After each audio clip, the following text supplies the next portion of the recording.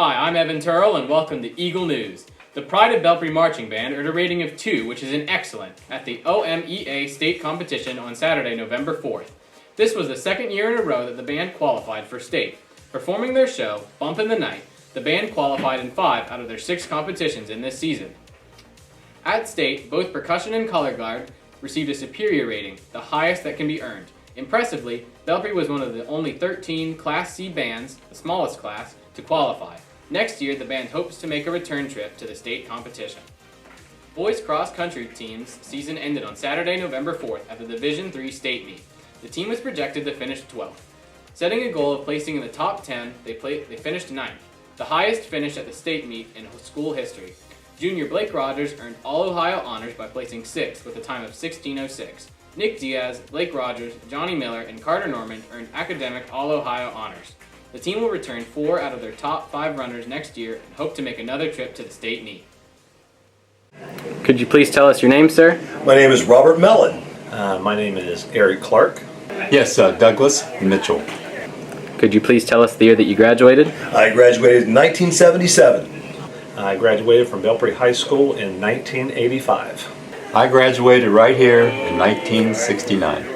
Could you please tell us the branch of the military that you were in? I did 8.5 years in the United States Air Force and worked in munitions supply. I was in the United States Navy. I was in the United States Coast Guard. Could you please elaborate to us a little bit about what your time in service was like? It was really interesting. I got to go overseas a couple of times. I got to do a lot of traveling. I worked with nuclear weapons, which was really interesting. It was probably one of the best times of my life, and I'm very proud of my service. I did 30 years in the Navy. Started out as an electronic warfare technician. I did that for 18 years. Then I was a cryptologist for 4 years. And then I was selected to become a Command Master Chief for my last 8 years. Loved every minute of my service. If they called me today, I would probably go back. There is just something about the camaraderie, the patriotism, the things you do, the things you learn. It's the best job in the world. I was really, really blessed. First of all, I got into aviation, and there I got to parachute, learned how to parachute, and I was shipped off to Miami, and there I was at the aviation division, where we had helicopters and the planes that used to land in the water, and I wound up in the whole thing. I even got a private pilot's license out of it, but the helicopters were amazing. We got to save quite a few lives, and I was one of the crewmen, so I had to learn how to fly the helicopter, and it just couldn't have been any better. It was a wonderful, wonderful experience. And I opted to go with the Coast Guard because I just didn't want to go to Vietnam. And I was going to go with the draft of number 16. And the guy says, "You're going to Vietnam." And I went across the street to the Coast Guard and I said, "Will you take me?" He said, "Well, you can pass the physical." So the rest is history. God blessed me and kept me, and it was just fantastic. Could you please tell us your thoughts and opinions on Veterans Day as a whole? I think it's a wonderful day to be able to celebrate what veterans give to our country, the right to vote, the freedoms that we enjoy. Personally, I love Veterans Day. It's about the only time I ever put my uniform back on. I think it is great that the United States of America takes time to recognize the veterans and the sacrifices we make. Oh, I think this is great, the Veterans Day, to be honored like that. It makes you feel that you were worthy and worth something, and that you were acknowledged to serve. It's really a good thing. And do you have anything else that you'd like to say? I just want to thank the Student Council here at Belpre High School and everybody involved with all of this for the wonderful treatment that they've given us today. It's been very, very, very nice. Thank you. Just raise awareness about veteran suicide. We are currently losing 22 people a day to suicide that are veterans, and one is too many. And we just need to reach out to our fellow brothers and sisters who serve and make sure they're okay, and do what we can to help them, just to get everybody through this life.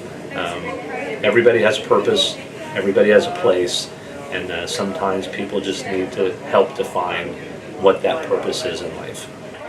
For people that, men and women both, that are even considering the military, number one, the Air Force is, to me, is number one, Air Force. And of course the Coast Guard was number two. But even if you're just in for 4 years, the experience of going through the military and that kind of life is really worth it.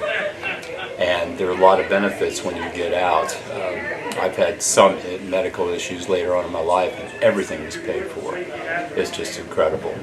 So if you don't really know, and you say, "Well, I don't really want to go to college right now," join the service and give 4 years of your life. It's either 3 or 4, depending on which way you go. A wonderful experience.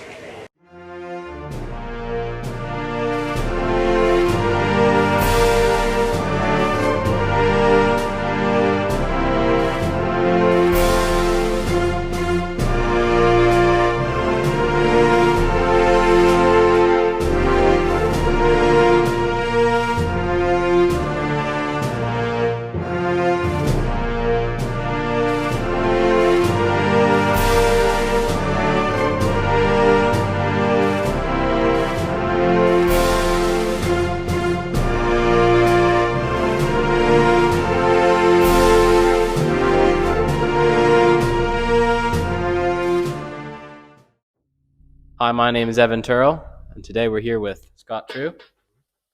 We're doing a story on the asbestos situation in our high school. Could you please tell us what asbestos is, sir? So asbestos is a rock or mineral that is naturally occurring. So they have used it in the past in a lot of construction materials. So older buildings like ours, built in 50s and 60s, there was a lot of asbestos used in the materials because it is inherently fireproof. So at the time, it was one of the best products they had, but as time went on, they found out that it can cause a lot of ailments if inhaled and breathed in dust form. So around the 80s, early 80s, they stopped using it almost exclusively in all construction materials. Can you please tell us how it affects people? So if you inhale it, so just to be clear, it's only dangerous when inhaled. So the issue we had here, it was in the floor tile. So throughout the schools, you'll see a lot of smaller floor tiles. Those generally contain asbestos. So we keep them sealed with wax year round. So every summer we come in and we take the top coats of the wax off and reseal them completely.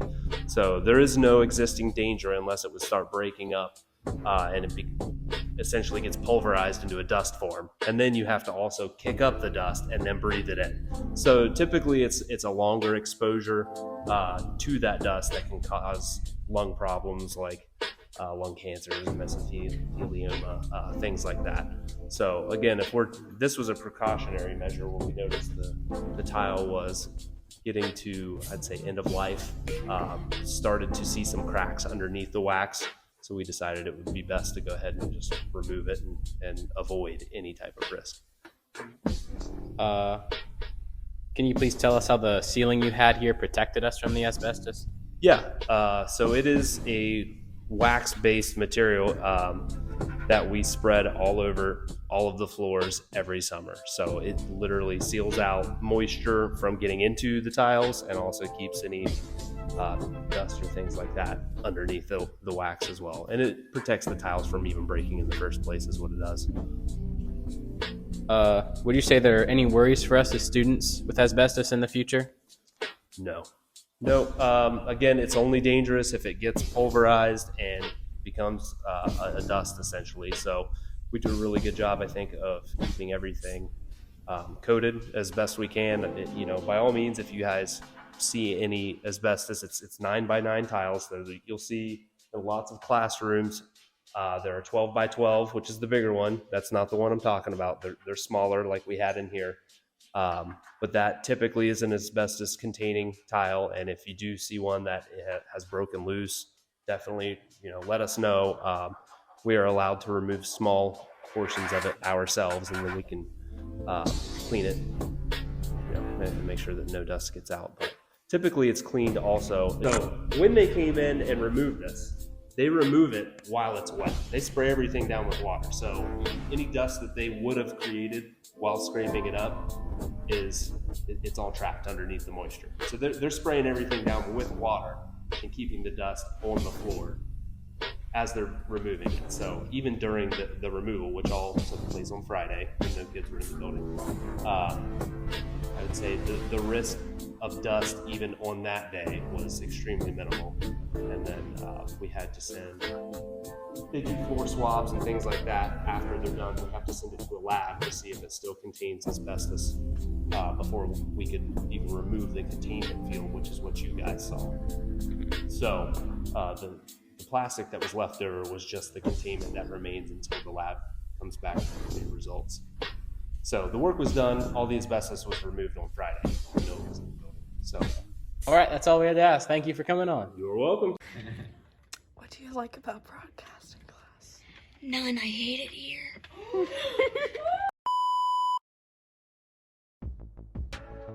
Go.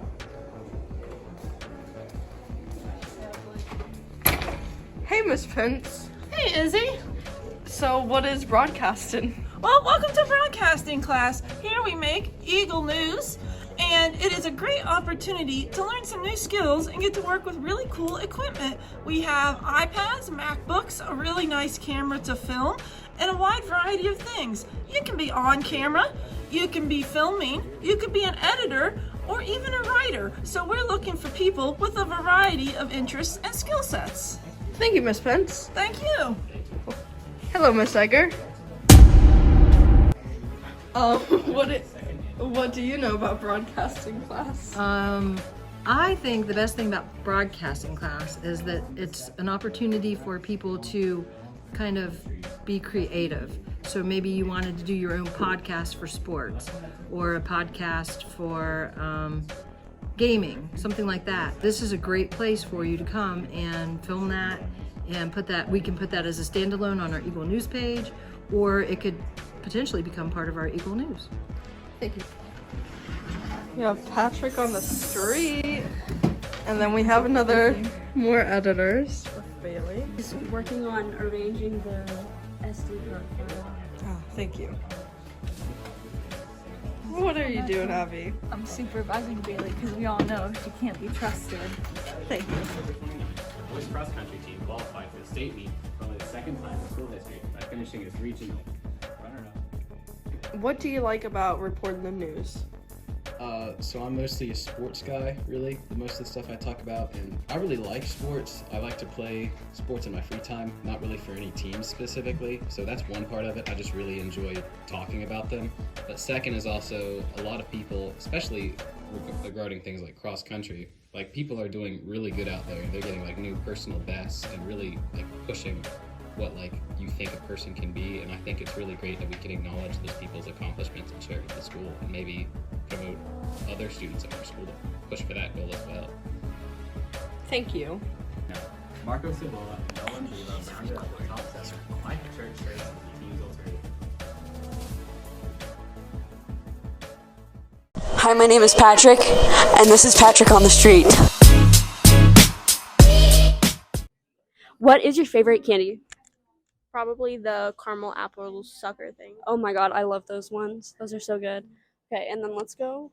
Do we just want to kind of reach across the table? Okay. Favorite candy or favorite horror movie? Favorite horror movie. Okay, what's your favorite horror movie? Probably Scream. I love that one.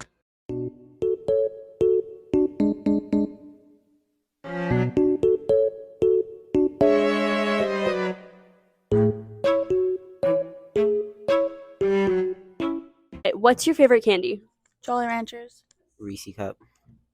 Nice. What's your favorite candy? Probably Snickers. Snickers. I like Snickers too. Okay. Okay. Oh my god, okay. What's your favorite horror movie? Probably the first Scream. That's a great one. What's it like being a Beatle? What are your opinions on Ringo as your drummer? Great.